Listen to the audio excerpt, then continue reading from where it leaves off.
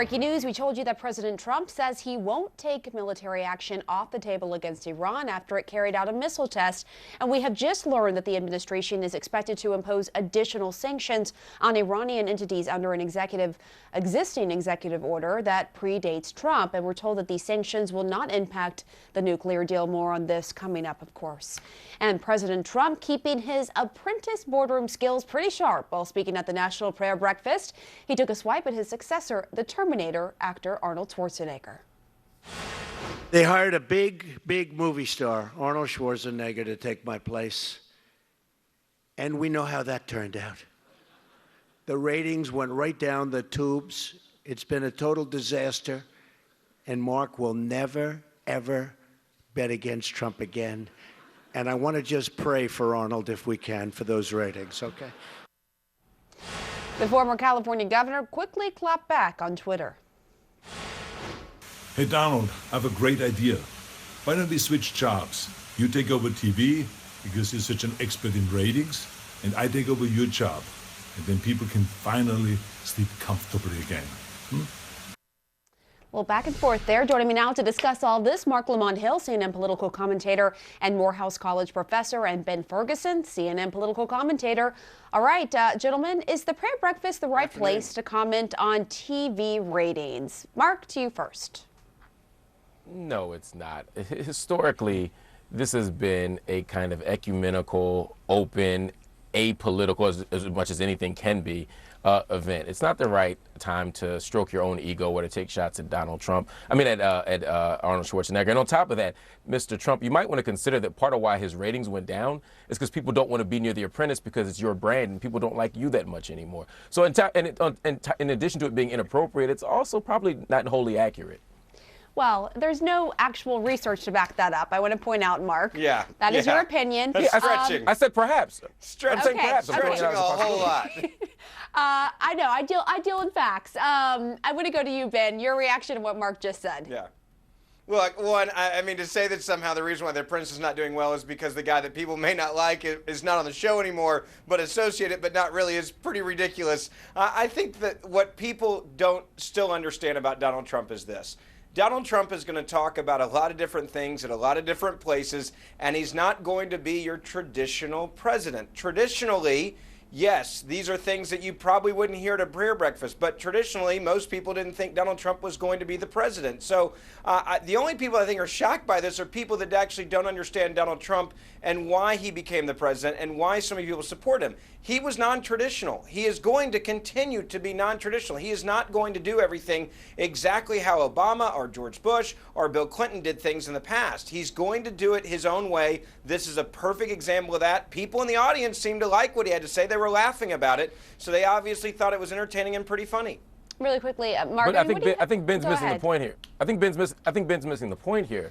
The question isn't that people are shocked by it. I'm not sitting here saying I can't believe Donald Trump did something inappropriate. No, I'm saying it's inappropriate. And to point out that he consistently does things that are non-traditional and sometimes inappropriate doesn't change the fact that it's inappropriate. I'm saying this is wrong to do, not that it's surprising. All right, I want to turn to something else that I know that both of you. You don't think we're dealing with morals at a prayer breakfast? It's a prayer breakfast. I think we can talk about morals. I don't think there's anything, listen to what I said, immoral about him having a funny one-liner to entertain the people in the crowd. Yeah, it's not immoral what he said. It wasn't like he said something that was inappropriate at a prayer breakfast. This was him being humorous and funny. And again, if you listen to the crowd, they thought it was funny and they laughed at it. Really quick, I disagree. Okay, so we know you disagree on that. I want to know if you disagree on how this was handled on the UC Berkeley campus when these peaceful student protests turned violent, when this group of so-called anarchists took over, as you see in this video, and disrupted this scheduled speech by Breitbart news editor. 6 people were apparently hurt, and the conservative alt-right commentator had to be escorted off of campus before he could even speak. This is on a campus that was sort of the birth of free speech. Critics are saying protesters silence that free speech. Others say hate speech is not free speech. Your reaction, Ben, you first. You had banners that said people need to die at this event. People need to die. This is the left showing yet again that when they don't get their way, they will become extremely angry.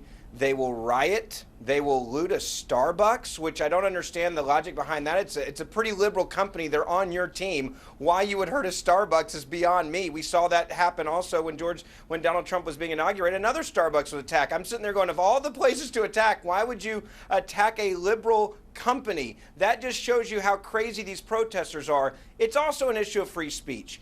Both sides have the right and should have the right to speak. We have seen many liberals have no problem without protesters, without fear of death or people hurting you or attacking you or pepper spraying you, as many of these protesters did towards conservatives last night. And for it to happen at the place that's supposed to be the center point of free speech on college campuses, I think it's embarrassing. And honestly, liberals need to grow up on college campuses because people are actually getting hurt now.